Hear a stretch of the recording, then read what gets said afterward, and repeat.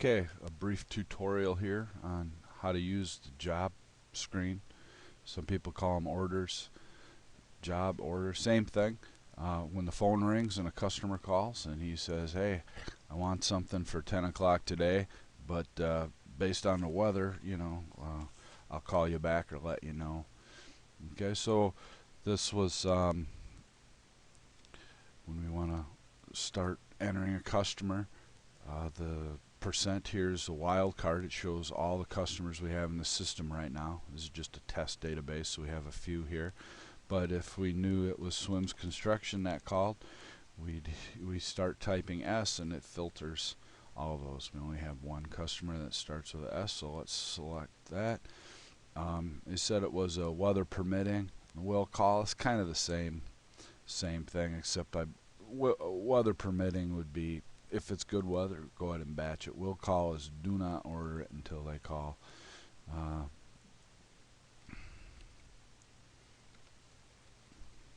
that today's date, you want it around 10 a.m. Okay. Don't need the directions on there. Let's once this is set up, this will stay the same. You won't have to re-enter all this stuff.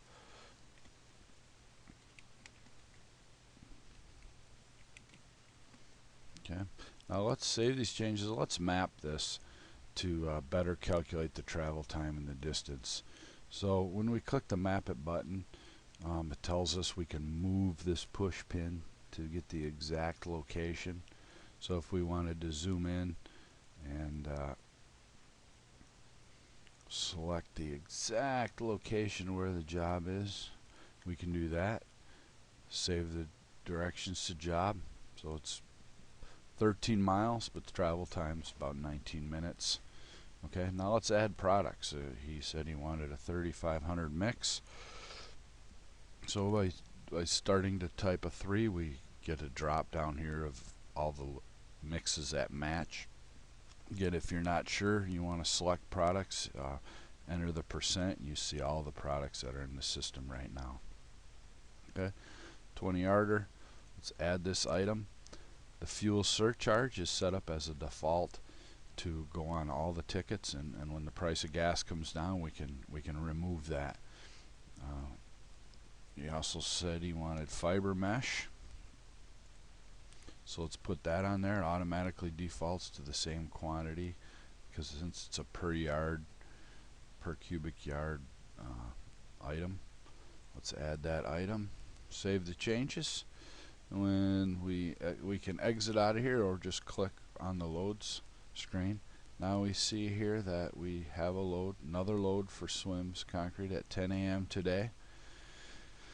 And we can drag a truck. Again, we can drag and drop a truck onto the order, or we can just click the truck and then click the appropriate order, and that creates a load. Let's do a 4-yard load. Recalculate, save it. Okay, that's really that's how easy it is to create a job. Now if you ever want to go back and edit that job, you can do that from the load screen just by clicking on this little pencil. The little pencil icon is the edit the job. So if we wanted to go back here and we wanted to change the spacing to 20 minutes, we can do that. And that sends a signal. Whenever you hit save, it sends a signal back here to change things. So when we go to put the next load on there, that time should be about 20 minutes difference since we set the spacing to be 20 minutes. Okay, and it is. Alright, thanks for watching.